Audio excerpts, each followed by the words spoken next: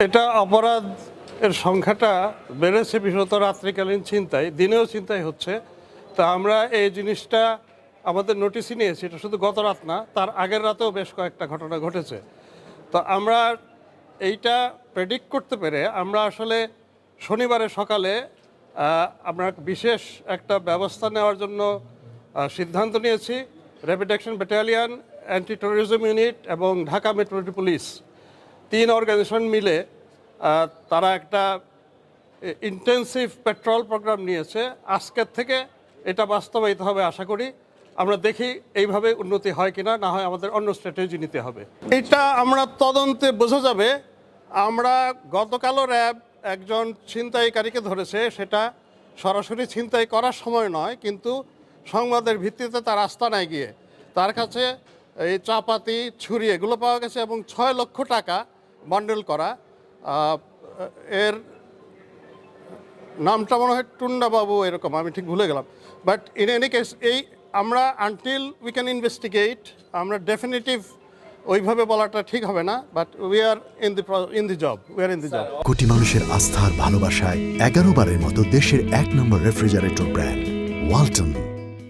Devil হান্টটাও আসলে যারা সন্ত্রাস করে, সমাজ বিরোধী যারা, তাদের বিরুদ্ধেই আমরা শুরু করেছিলাম বেশ কয়েকদিন আগে।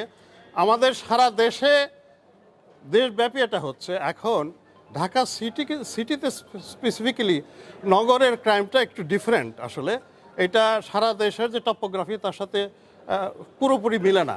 তো এইখানটার জন্য actually we need to take a different strategy, সেটাই আমরা নেওয়ার চেষ্টা করছি। আমরা আপনাদের কোঅপারেশন চাই, মানে হোয়ারএভার দের ইজ আপনারা আমাদেরকে জানান। আমরা সোশ্যাল মিডিয়ার কাছ থেকেও পাচ্ছি। আমরা এদেরকে আমরা এই ইনপুটগুলো নিয়ে উই আর ট্রাইং। আমি সারা রাত রাজশাহীতে থেকেও I had been in touch with the police commissioner. আমার মনে হয় যে will be able to reduce the fair actually. আছে আসলে যৌথ বাহিনীতে হয় কি, আর্মির একটা সাইজেবল কম্পোনেন্ট থাকে, কারণ পুলিশের কিন্তু এত বড় সাইজ না। আমাদের যে কম্পোনেন্টটা থাকে, একজন সাব ইন্সপেক্টর যে আইনগত বিষয়গুলো দেখার জন্য উনি থাকেন ওনাদের সাথে, কিন্তু ওই বাইরে থেকে এতটা চোখে পড়ে না। কিন্তু আসলে দ্যাটস এ জয়েন্ট পেট্রোল। এটা আমরা হয়তো চেষ্টা করবো যে আরেকটু বাড়ানো, যাতে মানুষের কাছে আরেকটু ভিজিবিলিটিটা বাড়ে। Will try. আসলে তো এগুলো সবগুলোই সাপোজিশন। এগুলো these are different ways to look at it. এটাও তো হতে পারে।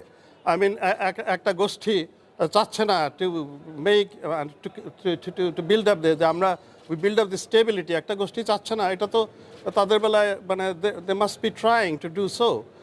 এটা তো খুব স্বাভাবিক, এবং সেটা পেছনে রাজনৈতিক উদ্দেশ্য থাকতে পারে। আবার এমনিতে জাস্ট ক্রিমিনালস, যে এই সময়ে তারা হয়তো মনে করছে যে আমরা হিউম্যান রাইটসের সমস্ত অ্যাসপেক্টগুলো আমরা মেনে চলবো। তার মানে আগে যে তাদের একটা আতঙ্ক ছিল, হয়তোবা তারা ওইরকম চেষ্টা করছে যে এখন তো আমাদেরকে অ্যাটলিস্ট তারা ধরে আদালতে চালান দিয়ে দিবে, কিন্তু এর চাইতে বেশি কিছু করবে না। কিন্তু আমাদের যেটা করতে হবে, এই গভর্নমেন্টের যেটা কমিটমেন্ট, যে আমরা হিউম্যান রাইটসের প্রত্যেকটা অ্যাসপেক্ট অবজার্ভ করেই আমরা অপরাধ নিয়ন্ত্রণে আনবো। That is our actually commitment. এটা আমরা I want all your cooperation ভাই। দের আর লট। আপনারা যদি আরেকটু ইয়ে করে দেখেন যে কারা ধরা পড়ছে, বড় সন্ত্রাসকারী, চোরা কারবারি, মাদক ব্যবসায়ী ধরা পড়ছে, কিন্তু আমরা জেলা পর্যায়ে স্পেশালি ধরা পড়ছে।